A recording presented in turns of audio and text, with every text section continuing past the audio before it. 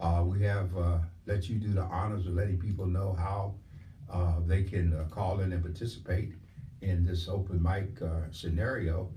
I'm glad to have Latanya with us, and she'll give us a couple of highlights of things we can expect this week uh, coming from the paper. And the mic is yours.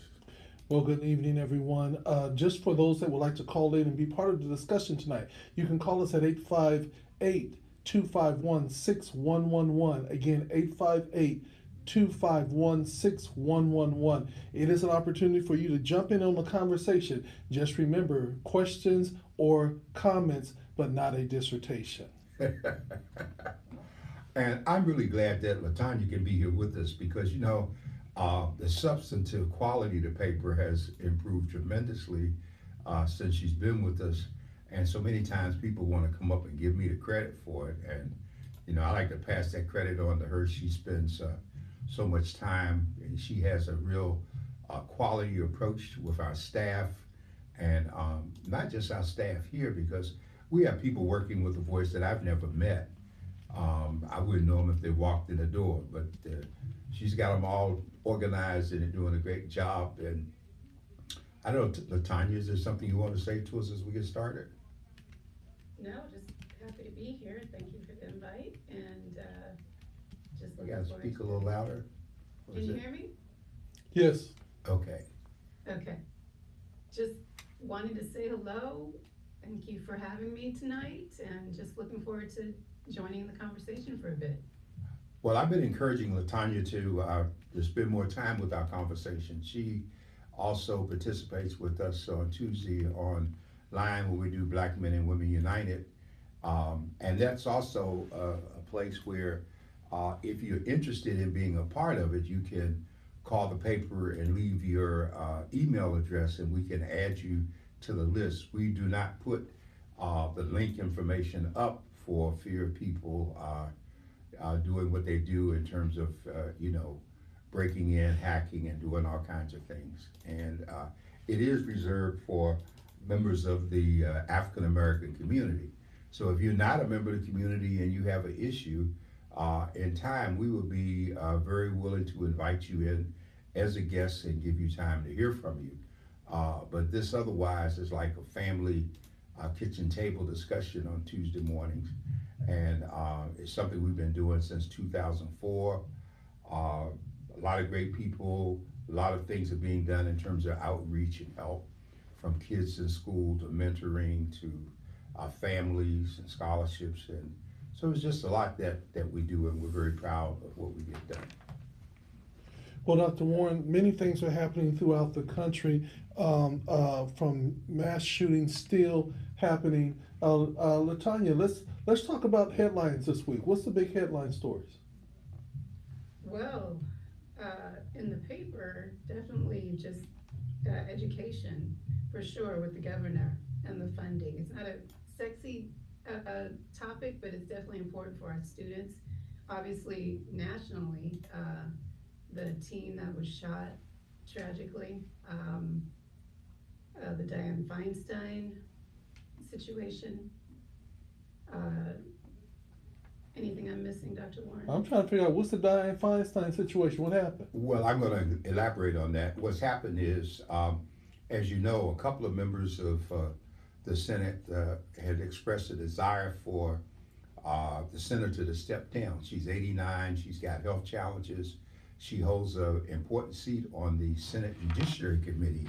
Mm-hmm. And while she had asked Schumer as the majority leader to appoint a substitute for her, the Republicans decided in the Senate to start playing politics with that. And they wanted to hold up the appointment and insist that Kirsten Sinema be put in that position. And as you know, Sinema left the Democratic Party after we got an additional vote in terms of Arizona. And so she went independent. And the idea is that that's a very crucial seat because that is the committee out of which judges come. Mm-hmm. And of course, we know that when the Republicans were in control of the Senate, they stacked the bench with over 400 and some judges around the country. And the country's going to feel that impact for a long time. We see the idiocy of it in what happened in Alabama in terms of appeal. And so we carry editorial this week suggesting that Senator Feinstein, who's done a phenomenal job, she served as mayor at one point, and we remember when she ran for governor, but it's time for her to step down.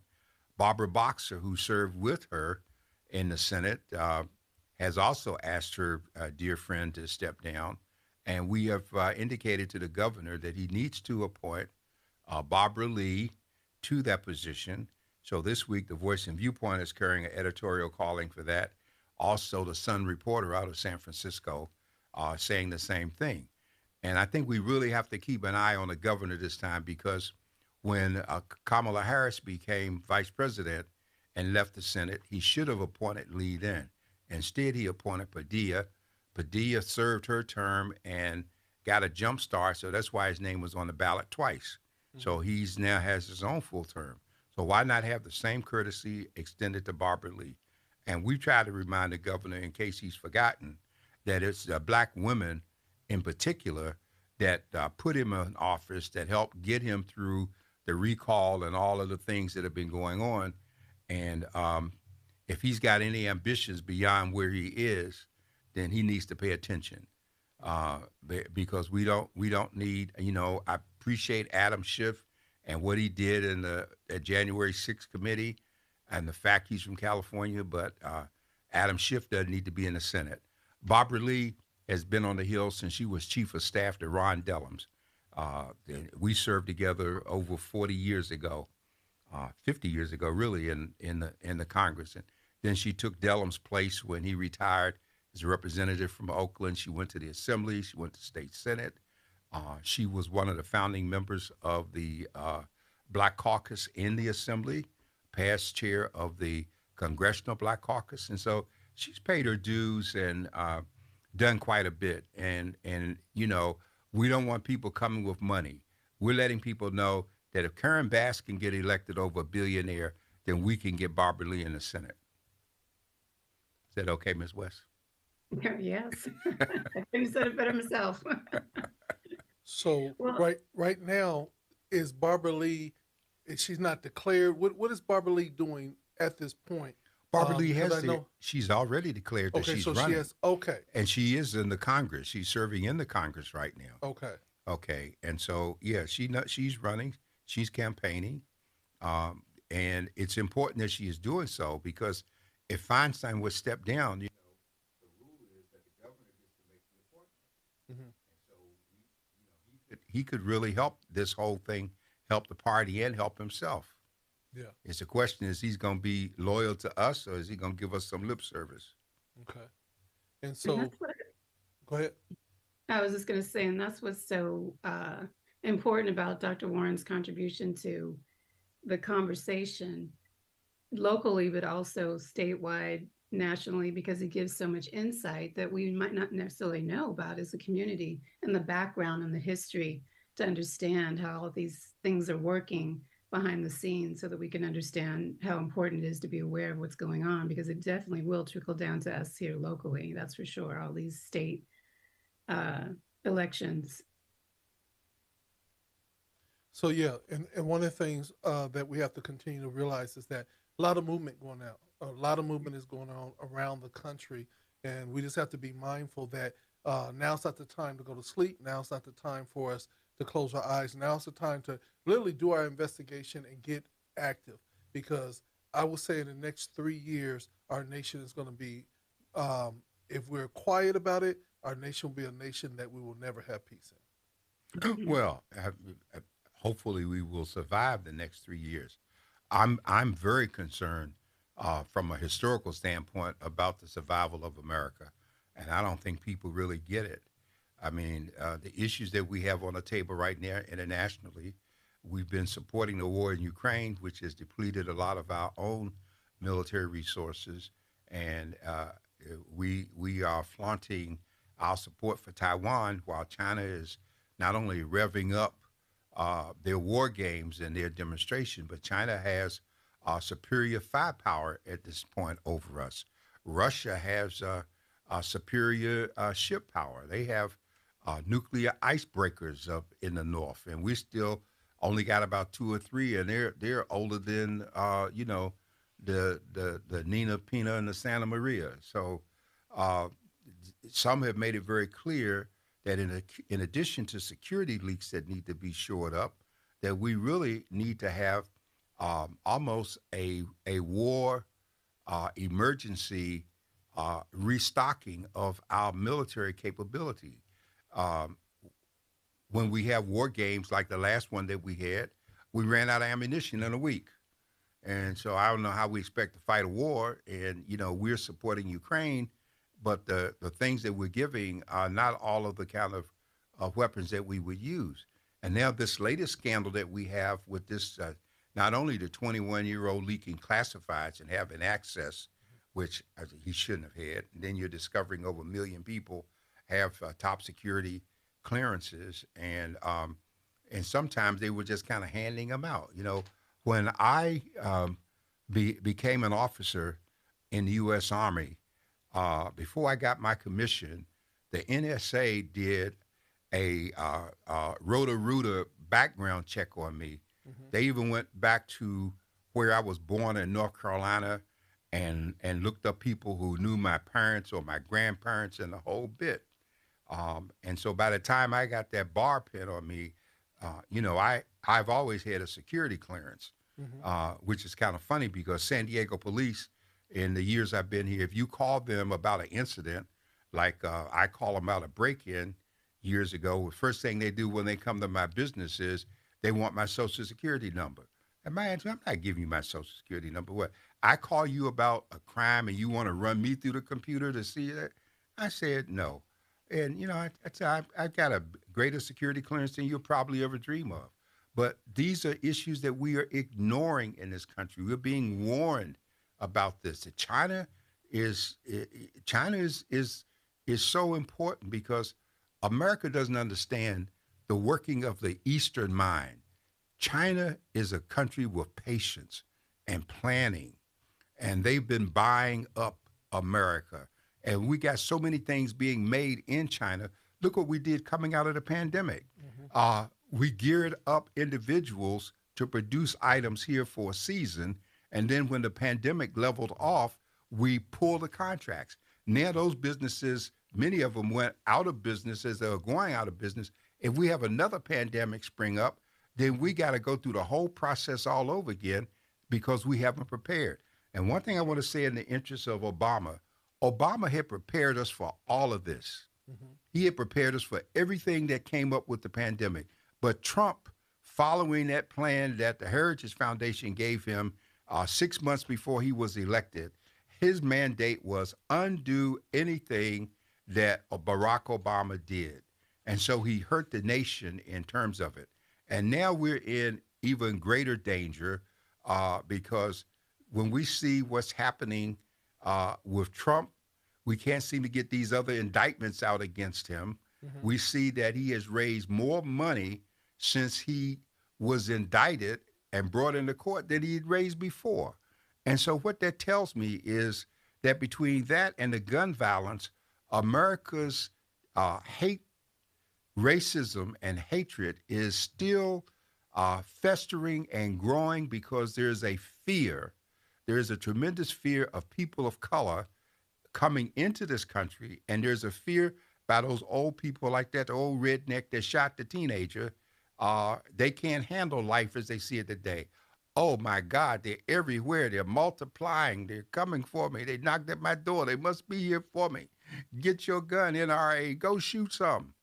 And that plus I know I'm going on a thing here, but I'm covering a lot because what happened to Jalen Walker in Ohio is another example. When you have 8 policemen in a matter of seconds expend 90 some shots at one individual who is running away from them as a result of a traffic stop and an allegation on their part that a shot was fired after them.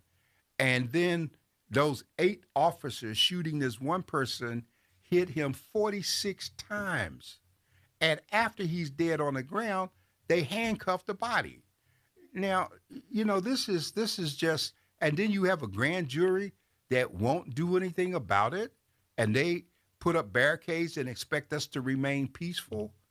And so these things, we got to get people in San Diego, California, and every place that you live. If you black, you should be paying attention to what's going on, rather than business as usual, busting some suds, headed for the beach, hanging out with your friends. All this is a life is a lark in Meadowbrook Park, as used to say in Atlanta before King and them could go to the park.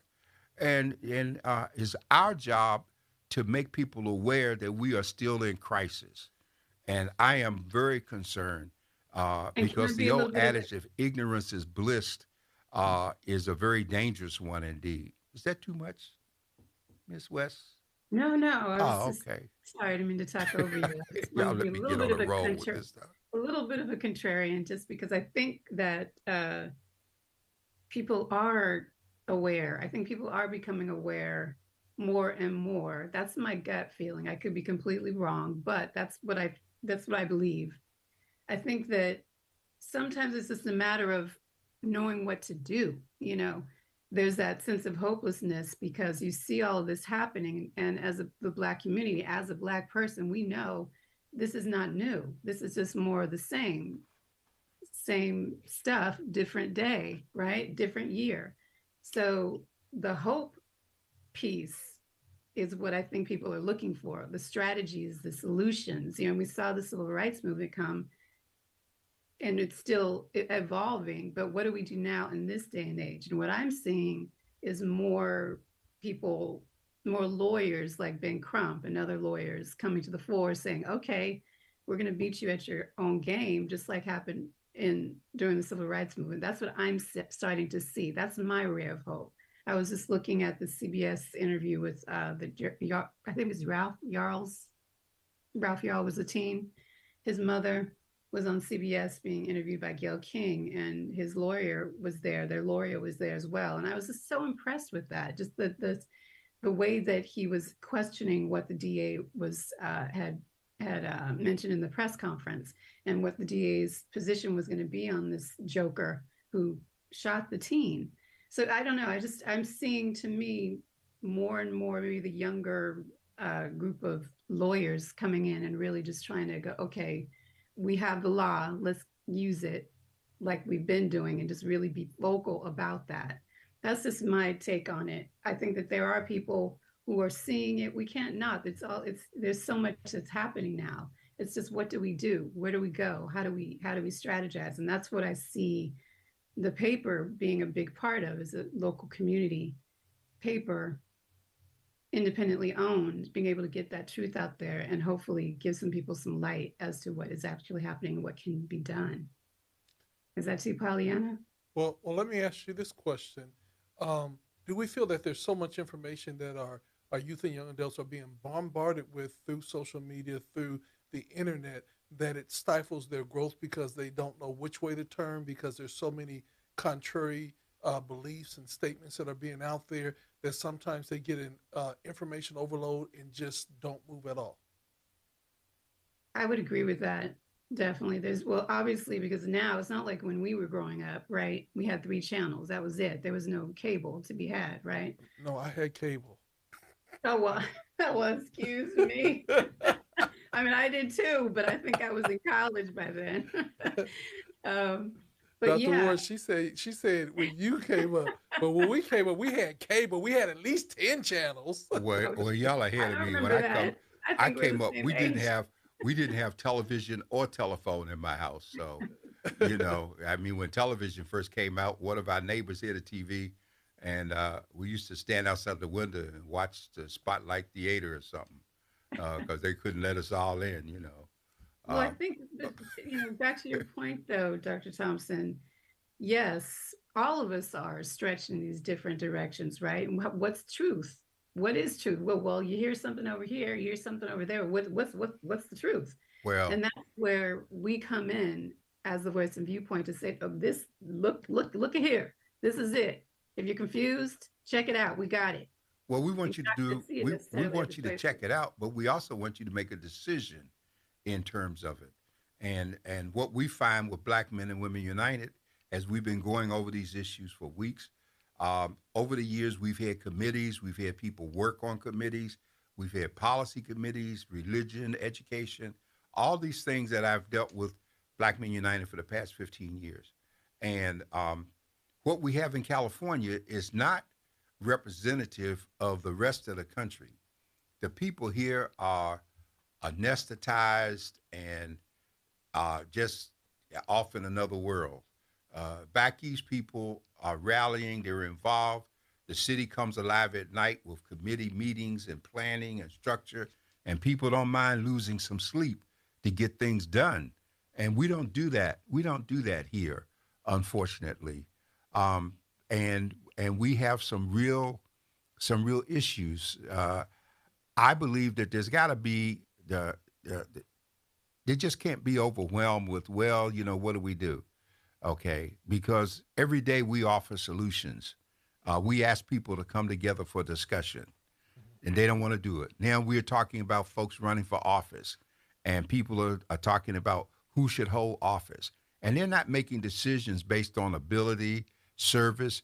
They're making decisions based on, well, I like him, I like her, her mama is this, and they got pulled, and all of those kind of things, which have nothing to do with the quality of representation that we're going to get. And so I'm concerned, and I guess I'm not as kind as y'all in terms of it. Sometimes people talk so much that they don't get anything done.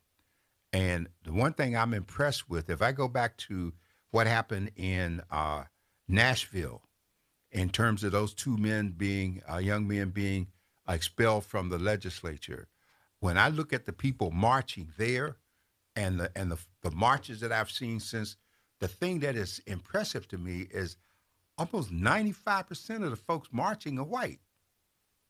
They're white people marching against injustice. And I think that is a significant generational shift to see that. And also to see, like, I think it was today, we had an indictment come down, or action, criminal action against the driver back in Charlottesville, who took their car and ran over, his name wasn't Hunt, that young lady that was killed there in that accident. I remember her initials were HH. But so we need to do more than just read about it. We need to be ready to be inconvenienced. And I thought we saw some of that during the pandemic when people came together and marched here. They marched downtown. They marched on different issues. Women are being galvanized by the abortion issue, so they're going to march. But the rest of us are not being galvanized, and civil rights is about to become a thing of the past, Well, and we don't even know it. well, my question, Dr. Warren, is that you brought up abortion rights and everything like that. My whole question is simply, when did they start being concerned about abortion? Because from my all intents and purposes, abortion was never an issue until they were not Caucasian babies to adopt. And that's when abortion became a real discussion. Before then, as long as they were babies to adopt, there was no abortion conversation. But now it seems to be bigger and bigger and bigger. And, I hate to say it this way, but I'm tired of people talking about faith, religion, and what God says on one hand, and then those same people will go out and support a bigot, a womanizer, a liar as for president, and then still say that God is with that too. So we either going to be the family values party, or we're going to be the party that covers up and lies on the thing. But there's this whole conversation, and like I said, I believe that a woman has a choice to do with her body what she wants to do, and I believe it's between her and God. Yes. Just like our faith is between myself and God. Right. Because no one has a heaven or hell to put you in. That's between you and God. And do I want to see babies be aborted? No. But that's my belief. I can't force my belief on you, but I'm also stating that all these rules and everything like that, all they're doing is pushing women into finding unsafe ways to do what they're going to do. Well, they will find unsafe ways. And the reason you didn't see more of this is because Roe v. Wade was the law for 50 some years. Mm-hmm. And so people were comfortable with Roe v. Wade. Mm-hmm. The reality is that white folks who are right wing Christians like Jerry Falwell, well, they were always hypocrites and racists. They always pimped Jesus. They always pimped the word. Okay, Jerry Falwell did such a great job at it out of Lynchburg, Virginia, that he gave birth to the moral majority. So they thought Mm-hmm. the people held their nose on Donald Trump. They didn't care about Stormy Daniels or the lady that was raped or anything, as long as they could get him in the White House so that he could make the appointments that he made to the Supreme Court so that they could start moving to undo the things that have been done by law. And now the LGBTQ community is very concerned because just like they had the Marriage Act that was upheld by the Supreme Court, they understand that this conservative majority can overturn that. And there's a rush in states to try and get all of that, statutized in terms of legislative passage. Mm-hmm. We need to understand more the process, and this is the important part of what Latanya does every week. I admire the diligence and the amount of time that she has to put in because we are saturated with news. I mean, we're on Associated Press's wire service. We get news everywhere. We have limited space. We have limited ability to put stuff on the internet as well as in print, and we have to filter. We have to have discussion about, well, do we run this? Do we run that? Just like all papers do. And what's so significant that's being missed today is, as people are getting caught up in social media, they're missing the fact that local media is under attack. And when they say local media, they don't even think of black media. They think of little papers like that paper in McCarran, Oklahoma, down there in the southeast corner of the state, where the publisher left the tape recorder in the room after the commissioners met and was surprised to find a conversation that they recorded where they were talking about killing the reporters and they had a hole to bury them in. And one said, wish we could take them out and hang them like we used to do blacks, but now they got more rights than we have and all of that. So, those conversations are taking place just like they did in L.A.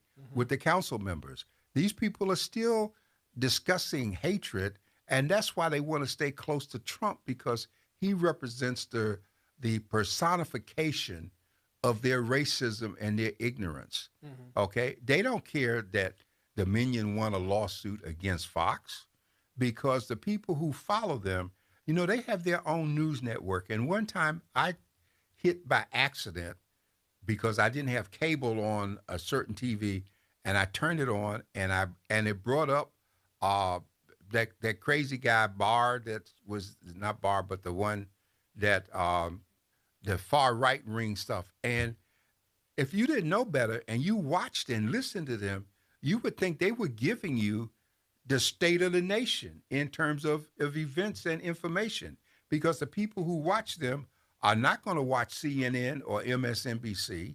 Mm-hmm. And we're turning a deaf ear.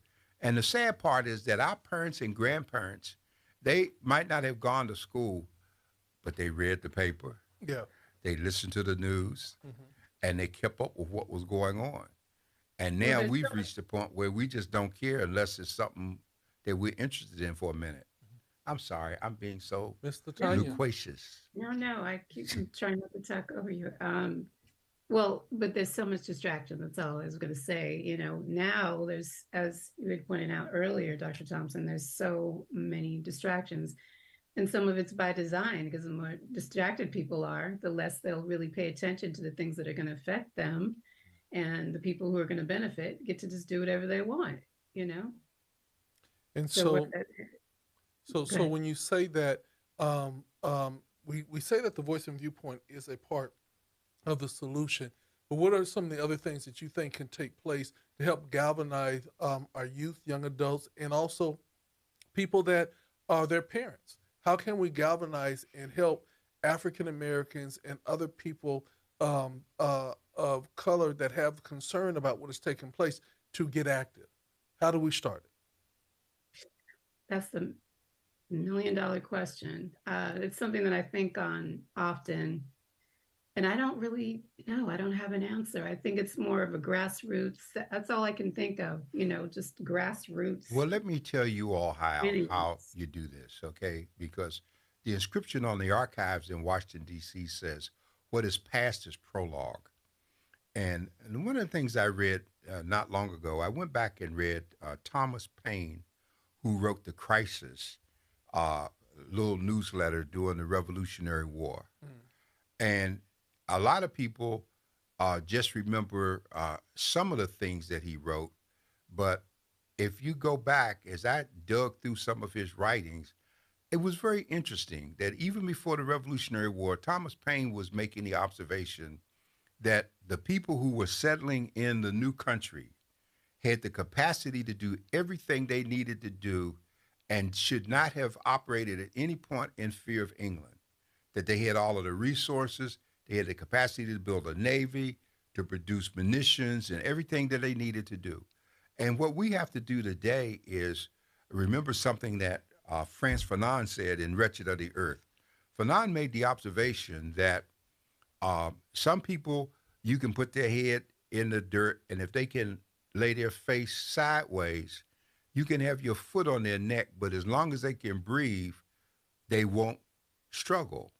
But when you turn their head so that their nose is face down and the foot is on the back of the head, now you have to struggle to breathe or to die. And for too many of us, it takes the point of struggling to breathe before we will want to wake up and get involved, you see. And it's not new. Marcus Garvey made the same observation. He referred to us as a sleeping giant that was awakening. And what are you going to do now that you woke him up? Okay. Japan made that observation when they bombed Pearl Harbor, and they didn't go back and do the rest of it. And that little admiral over there said, the one that nobody was listening to, he said, "Oh my God, y'all don't know what you just did. You just unleashed something that you should have got while you could." Mm-hmm. And so most of us don't respond until the crisis is at our door. Mm-hmm. All right. This is what happened in Germany. People let their little wallpaper hanger just keep on growing. Okay. Until, they say when they came for everybody else, nobody said anything. And then when they came for me, there was nobody to speak. And so they're gonna come for all of us if we stick around. Yeah. And this is our job, Latanya, is to keep on putting the word out there. One of the things that is not mentioned here, and we should mention, Dr. Thompson, and Latanya helps make it work every week. Every week since Black History, we print a full page with the words to the Negro National Anthem. Big full page. And we print it so you can tear that page out and put it up or frame it. Because I believe if you learn the words to that song, you will be reinvigorated with the struggle that we're still in. Mm-hmm. I don't know, but sometimes they say us old folks been around too long and we keep spoiling stuff with history. So, but you're so right, Dr. Warren. You're so right. And the words of the song are so moving. But I think part of it is you have to know your history in the first place. I think that's one of the missing pieces. I've always wished that I actually had tried to do this when I was a teacher at one point, to create a Saturday school. There's certain communities, ethnic communities, that have Saturday schools for their children to help them to understand the culture of their communities. And that would be great if we had something like that across the country. I know they're in pockets nationwide. I've heard of them, but that would be something that would be wonderful to have as a part of our Black community in the United States, to have Saturday schools that help our children to understand who we are. Well, we did have that here in San Diego in the community. And I think the Muslim community, some of them had this school. And when we mention schools, Marion Wright Edelman, the famed civil rights attorney who founded the Children's Defense Fund, she bought Alex Haley's farm because his farm went into foreclosure after his death. And she turned it into a summer uh, Retreat. retreat for kids that were being brought in from every place. So we have, like you said, we have fragments of this, but we used to have more of it, Dr. Thompson. You remember, we had more of it here in San Diego. Mhm. We had Rites to Passage, we had AAAE, and we had the churches with schools opening. And one of the things was that in the Somali community, they always had schools after school because they were still trying to reinforce the culture on the young people. So um, maybe we can get back to that. Well, well, I think that we need to increase it. I think that we do have Saturday schools and different Saturday programs because you do have the churches that are running programs. Some of the churches, but it's just really about how do we reinvigorate, how do we reengage after the pandemic. So many things have shut down and have not come back. And even when we were protesting during the pandemic, people would say, "What that many protesters, especially black protesters, been out there if they didn't have the time off from work? Would they had taken their time to actually be out there and do the protest?" We are still living in a society that is ever changing, but the one thing that is getting almost like we're going back in time is the overt racism. It's no longer even be covert in the United States or even in San Diego, but it's being overt. We're seeing overt racism. We're seeing overt hate crimes, and it's in your face. And the more that it is in our face, when we don't respond to the in the face, especially, we are then giving them permission to be even more in our face and to literally take our face off. Well, Yeah. Tanya, Oh, I was just gonna say, I'm glad that it's in our face now, though, because then there's no confusion. There's no confusion. Anybody who thinks we're with a post-racial society, no, sorry, it hasn't happened. The struggle continues. So that's the good part, I think, about the overt racism. Lay it out there. Let me know who you are.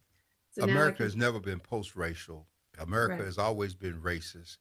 Everything that it's done has been racist.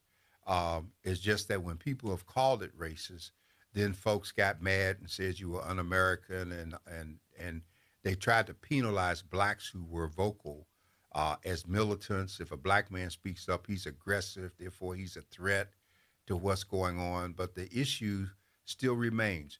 When we look at what happened in Georgia with the young man Aubrey, who was killed by those two white guys, even though they got them convicted.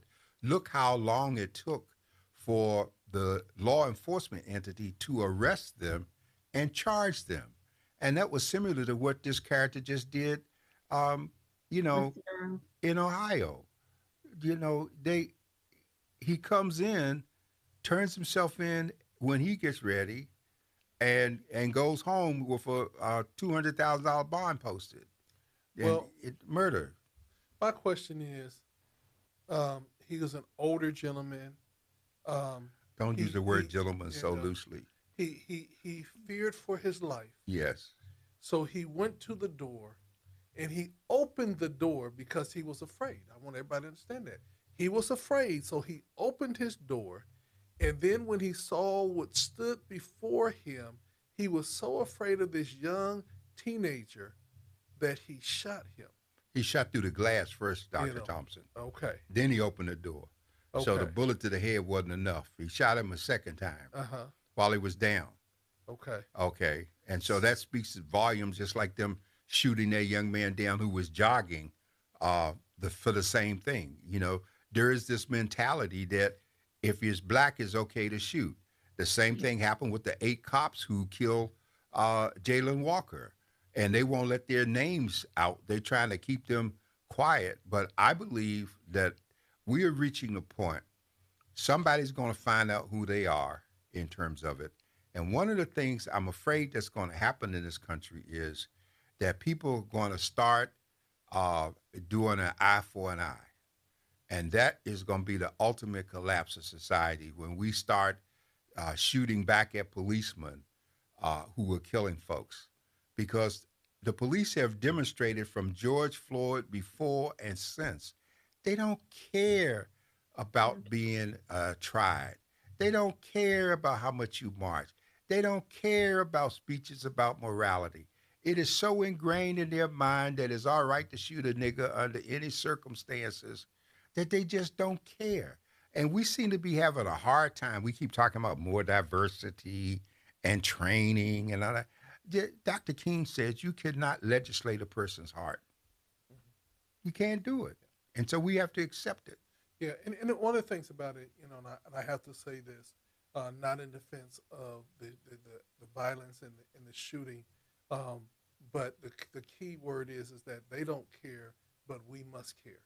And if we don't start caring more about ourselves, and we don't start being active, and we don't start being visible, we don't start letting people feel that we are valuable and everything else, some of the stuff that is taking place now is because we've gotten off our post, and we have to get back on our post, and we have to call it what it is, but then we have to fight it all the way through. So many times we start off, like I said, you did run well, but who or what did hinder you because you didn't finish? We start off well. We talk a good game. We rah rah, and they have timed us down to 30 days. They said if they after 30 days they are not going to be able to handle, they will disband. They'll go on to something else. They'll get distracted, but they won't keep going. So what made the civil rights movement work was they saw it all the way through to the end, even though some took months, years, and everything else. Well, also, Dr. Thompson, you and I know that the other component that's no longer there is that there was prayer was the issue. I was And the gonna say people that. prayed, and there was strength in their prayers. Even when the first time Dr. King was about to cross the Pettus Bridge, and they were waiting there for him, and he stopped the march, the people prayed, and he said, "Not today." Okay. Now he could have taken the position, I'm the leader, I'm gonna look bad, so we gotta go ahead and if they get us, whatever. But we are no longer a praying people. And when we look at our history, it's prayer that brought us through all. It's prayer. When you look at the songs, the words to the song, thou who has brought us far along this way. It's always been prayer. And we've gotten away from God and we've gotten so secular and stuck on our own stuff that somebody we need to be, those of us who can, we need to be the Jeremiahs and the Isaiahs and the prophets, you know, the crying prophets like they were in the scripture, that we are crying for people to turn. Let's not forget, we ought to put it up on a billboard, Second Chronicles 7:14. If my people who are called by my name would humble themselves and pray and turn from their wicked ways, then would I hear from heaven and heal the land. We got to get people to believe that again. Would you agree, Reverend? Oh, most definitely. And I would say we as Christians must first believe, because a lot of us we're now just going through the motion.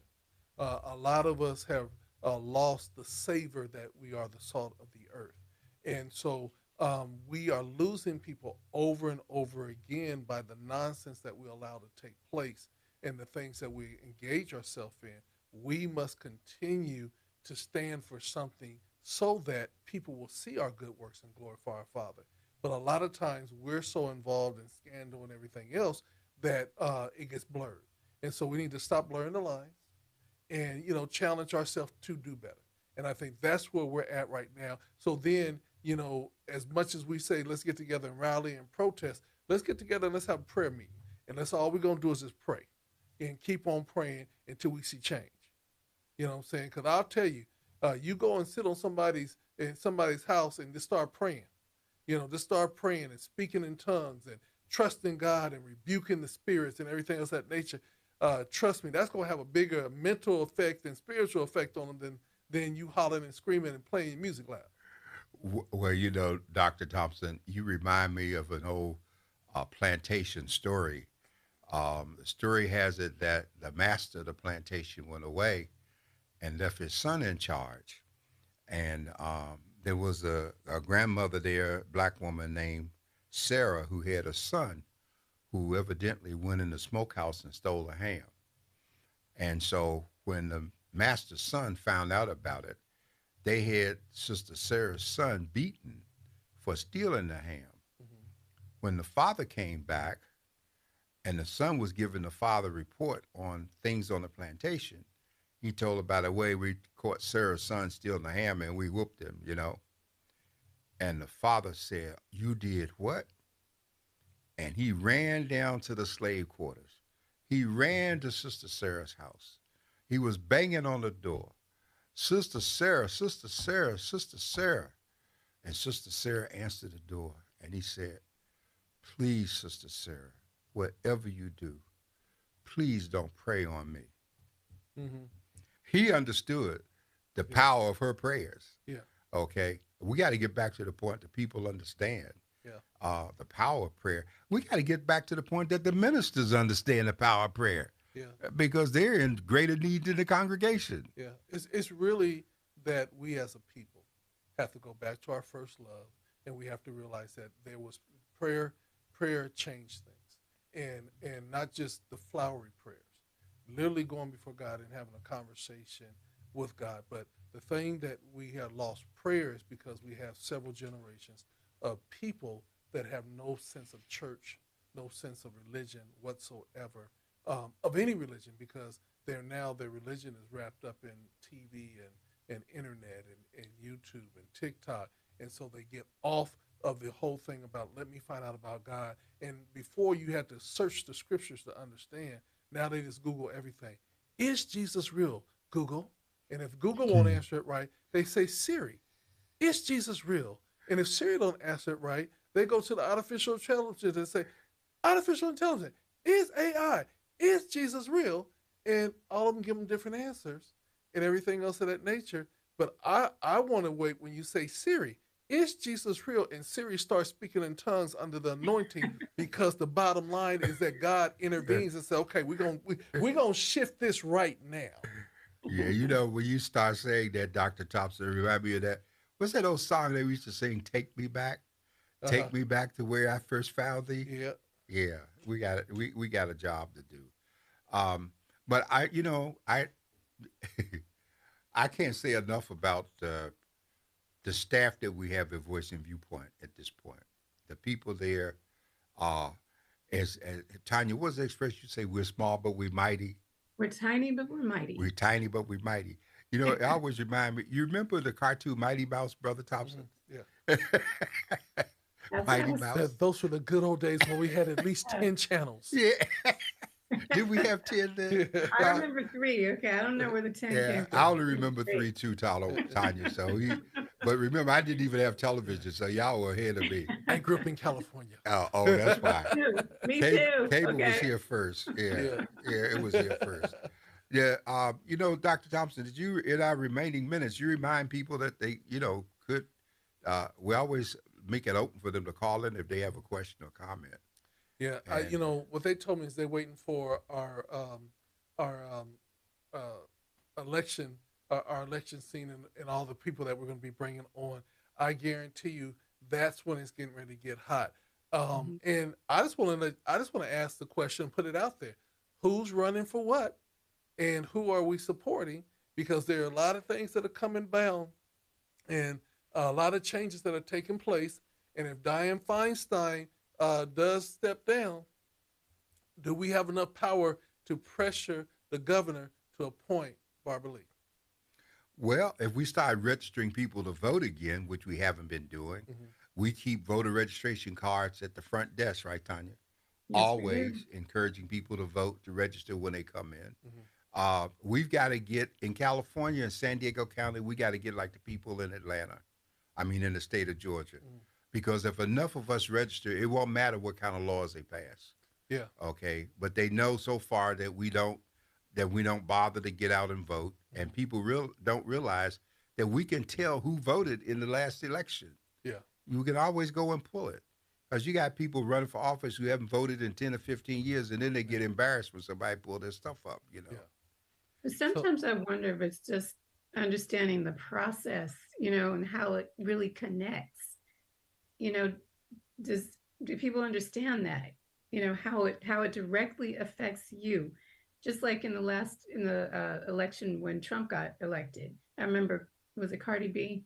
She was talking about how she didn't vote. I didn't think it mattered. And then after everything happened, she was like, oh, wow, I should have voted. There's like a disconnect, I think, a lot of times, and even with local politics. How does this particular seat directly affect you? That's, I think, the missing piece. Well, they have to be re-educated, you see, and part of the scenario is, and now I'm going to speak as a political scientist because I saw this when we went from a weak mayor form of government where the city council ruled to a strong mayor form of government. We had a little team of white men that drafted the charter amendments that instituted the change. The public was never educated to understand what the difference is between the two. And I was reminded on this Saturday when I went to the BayPAC meeting, and Eric Dargins, who is the now is the chief operating officer for the city of San Diego, and I'm watching and listening to him, and I'm realizing that he has not been announced with the kind of power and influence that he has. Matter of fact, he was undermined by the move that was made by the mayor when they allowed Jan, who was the former chief operating officer, to take the whole portion for the redevelopment of Midway and keep it under contract as a consultant when Dargins is supposed to be over all the city. And so my example, and I got to write about this, Tanya, to help people understand. When you have a strong mayor form of government, the mayor has an individual that's his chief administrative officer, just like the county has a chief administrative officer. And that person is in control of everything. And at the direction of the mayor, they can hire and fire. I don't see Dargins firing anyone. We got a fire department that's never done a recruitment in the 40 years I've been here in terms of trying to get black firefighters. We got a police department that does what it wants to, when it wants to. And here we're talking about giving them some more people, and they're not doing what they should with what they have. So all of these things get to be important. It's a re-education, and the people have to want to know enough to come out and want to learn so they'll know what they can do next. Yeah. And they don't. Do you remember Schoolhouse Rock, Dr. Thompson? Conjunction, junction, Junction, what's what? your function? What's Yes. that y'all singing? Yeah, it was Schoolhouse Rock, where they would have little songs that they would sing, conjunction, junction. They had, I'm just a bill, I'm only a Exactly. bill, It and I was a live. backdoor way to Yeah, teach children about everything, Oh, civics, well, I missed that one, I um, guess. That there's one more thing I want to grammar. throw on the table What I was for. okay. Well, I I'm was just sorry, I going didn't to mean to say. cut you off. Go ahead. I'm sorry. I was just going to say, well, Dr. Thompson, maybe we should do a little production on a la Schoolhouse Rock on how all these things work. yeah. We have Uh, to we'd have to shift it to rock the house, yeah, so that yeah, we won't yeah. get into conflict things. But you're very right about that, because when, as an advocate, I literally bought the whole entire series for my kids to teach them math, to teach them about politics, because it landed in this song. And here's the thing, Dr. Warren, they used a lot of black artists. What is it? Hmm. What was his name? Nipsey, not Mm, Hustle, but yeah, Nipsey Russell. yeah. Nipsey Russell. And literally, we learned. I remember, oh, I hope and pray that I will, but today I'm still just a bill. Just But a I bill. pray that I can become a law, but today I'm a bill. So it helped people to understand, and that right there, we called it edutainment. We educated them, but they were entertained, and they would learn their numbers and everything like that. And you're And it right. was free. It Yeah, was free. yeah, Just Well, we need to free do that on. again. We need to bring that back, and yeah, because everything is cyclical, yeah. 5 to Yeah. 6 year period. So we need to have that. Before we go, real quick, I just want to remind everyone that the city council has a renter protection bill that's coming up. Mm-hmm. I think they're going to take a vote tomorrow. I have contended that as long as we don't deal with renter protection, then homelessness will always uh, just get out of control because Mm-hmm. more and more people will be kicked out. Yeah, And so while that bill is there, I think it's not getting the kind of attention that it should. And we need to look at it. And I know there'll be a second reading. and we need to get it out there. It's a start, but we need to. Those are places where people live. 46% of the people in San Diego County are renters, Mhm. and so that means they're impacted by this kind of stuff, Exactly. and they're being controlled. The judges are landlords, so you know which way they're gonna rule. Well, The whole thing's crooked. but the one thing that you big said, 46%, almost half of everyone who lives in San Diego are renting. And that means that the renters or the landlords control literally the destiny or the economy in our city by how they then either treat their tenants or don't treat their tenants. Just like the And old I have to feudal tell you, system. look, now I was just looking at rental rates. I don't even understand how people can afford it. It's not about them It's affording crazy. it. It's about like San Francisco. When you can't afford it, you'll get out, and then it'll be safer for those of us who remain. Yeah. Yeah. Or you just, Yeah. paying for a slum, apartment. Yeah. And it seems legal aid is kind of a joke. At least when I had to call them up when I had some problems with the landlord, I couldn't believe it. It's like something's wrong here. My rights aren't being protected, and and the they had sad nothing thing for me. And the sad thing about it, we are very resourceful people. And so we might be in a slum, but we will dress it up and fix it up and make it livable. And then the landlord comes in and says, "Oh, this is nice. I got to charge you 20% more because this is better than I had it before." And you did the improvements yourself and you're not getting the credits. They didn't do it. So this rent control bill is very, very important. I believe that there should be penalties if for no fault evictions. No, they need 6 months a 6 months a rent to move forward. Not no 2 months, no 1 month. Give them 6 months. Now these no fault evictions will cost the landlord just as much as it costs the people. But they also need to do something that says that the evictions that are on record cannot be held against the tenants who move. Yeah. Because a number of people came up for evictions during the pandemic. The ordinance stayed evictions, Mm-hmm. but when it expired, the evictions were allowed to go forward. Mm-hmm. And so much of what people were experiencing was a result of their being impacted by the pandemic. It Exactly. wasn't that they didn't want to pay the rent, Mm-hmm. but this was a chance to get them out and to raise the rent and get new people in. Exactly. So it's got to be a total approach. Yeah. Latanya, I wanted to mention in closing that when we talk about legal aid society, um, I was there when they created legal aid, and legal aid was so effective when it was first created that the Republicans coming in under Nixon went crazy. Um, when you talk about things like Miranda, reading your rights and all, legal aid brought all of that into being. That people had rights and they were entitled to lawyers and Gideon v. Wainwright and all of this about legal stuff. And when the Republicans came, they couldn't just take it off the books. So what they did was they gutted the budget and they Yeah. cut it down so that it almost had to go away. So you have a few remnants left, like the Southern Poverty Law Center, which is a remnant of what legal aid was, but it exists because they were able to raise money beyond the funding that they lost. We have to educate people to how this works. We have a Malachi, what's his not Malachi, but Knowles, the one that's in charge of legal aid here. Yeah. He's always been a friend to the community, but Mm-hmm. he's been hampered by the lack of support that the courts have given what they're doing for tenants.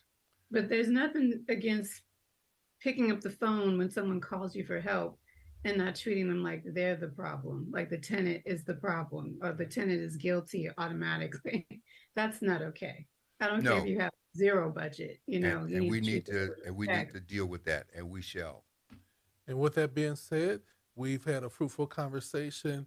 Miss West, it was good having you. You got to come back again, appearing. And like they said, you on the wall now. So you might as well come on in and be a part of this. We're going to have more great discussion, more great guests here on From the Desk of the Editor. Dr. Warren, final words and saying before we sign off. Well, I'm glad to have Miss West with us this evening, and I hope that people are going to get to see more of her in terms of the outstanding job she's doing with the paper.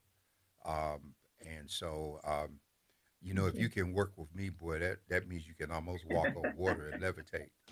And she's been doing it. So That's quite a tribute. With Walking on pleasure. water and levitating? I'd say you almost have to. Okay, because I thought it was one or the other. I didn't know No, you got both of you them. got to do both. What? You got to walk on water, levitate, and have a halo at the same time with a pitchfork in one hand. With that being said, this is for the Desk of the Elder with Dr. John Ward and Miss LaTanya West, the Walk on Water and Levitating Sister.